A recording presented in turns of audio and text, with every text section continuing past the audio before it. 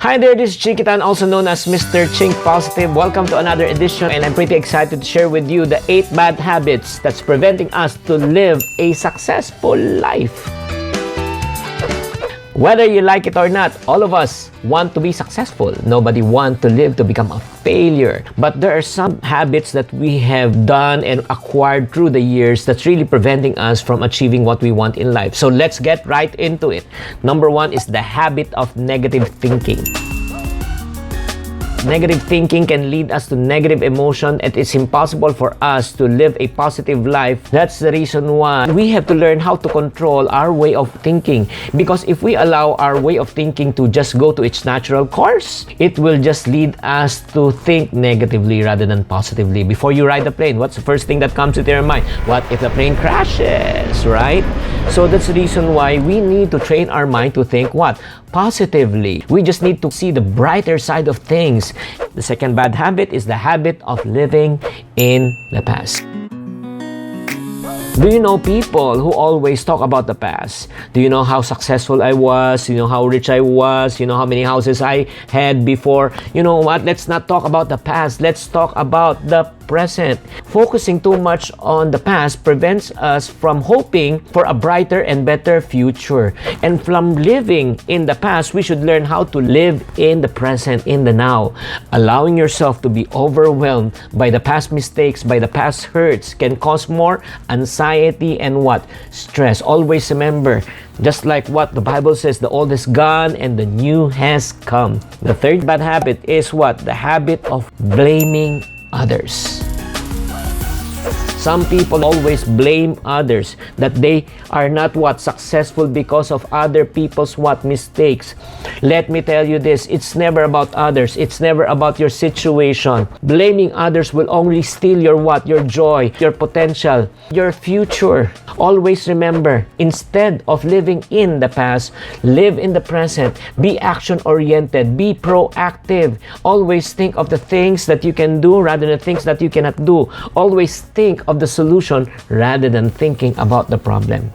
One thing I've learned in life, ladies and gentlemen, if you do not want to face the problem, you will never be able to solve the problem. But sometimes I know it's so hard to face the problem, especially if the problem is our face. Another bad habit that you and I need to get rid of is the habit of borrowing. I never allow my children to borrow things when they were young. I never allow my kids to borrow shoes, clothes, toys, because I don't want them to develop the habit of what? Borrowing. Right now, when they're young, they're borrowing toys, things, and gifts, but there will come a day they will start to learn how to borrow what? Money. Because borrowing is a what? Habit. And it's not a good habit, it's a bad habit. And chances are, if people learn how to borrow money, they will accumulate more debt. And the accumulation of debt is the number 1 reason why people lose their peace and start living a highly stressful life. And let me encourage you, if you cannot afford it, then don't buy it. Another bad habit that you and I need to get rid of is the habit of ever controlling. I don't know if you know people, and sometimes we are guilty. We try to control everything that happens in our life. And instead of us controlling the things, it ends up controlling us. Likewise, we get so consumed by trying to change the situation. But sometimes we cannot just change the situation overnight. The harder we try, the more stressful we become. That's the reason why there's a saying, let go and let God. If there's only that one thing that you and I can control, ourselves. So, very important. You just learn how to accept things the way they are, accept the things that you cannot change, and be courageous to change the things that you can, and try to correct the things that you can from yourself. Another bad habit that you and I need to stop is the habit of complaining. I don't know if you know people, when they don't have a job, they always complain, I cannot find work. And when they have work, they always complain, I have too much work. Make every effort to avoid getting into the habit of what? Complaining. Complaining makes you ungrateful. Complaining makes you sad, disappointed. Complaining makes you feel that you are a victim. Oh, kawawa naman ako. Nobody loves me. Oh, I'm so alone. Ungratefulness will bring what? negativity into your life, and negativity will steal your joy, your peace, and it will never bring you good things in life. Always remember, we just need to invest our time on something that we can be grateful. Another bad habit that you and I need to eliminate is the habit of making excuses. I don't know if you meet people who love to make excuses. Why are you late? Traffic. Why haven't you finished your job? Too much work. Why are you in debt? Because my income is too small. You know what? I hardly have met people who would admit that they have really problems.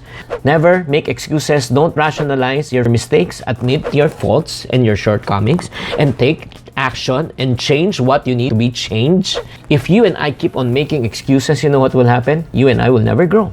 We will stay the way we are. And I know for a fact that you don't want to be stuck in that situation. That's the reason why President Benjamin Franklin once said, "He who is good at making excuses is seldom good at doing anything else."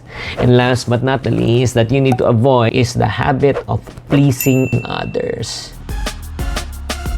Honestly, you and I can never please everyone.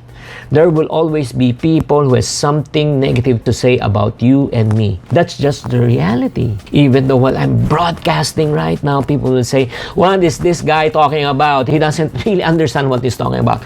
Yes, I may not make any sense to you, but as long as I make sense to one person, I made an impact to that person's life today. If you keep on trying to please the people around you and the people you hate, people you don't like, just for them to accept you, you will end up to become very disappointed. But you know what? This is my challenge to you as I end this session.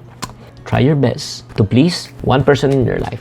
And that person is no other than God Himself. If we seek to please God, everything will just follow.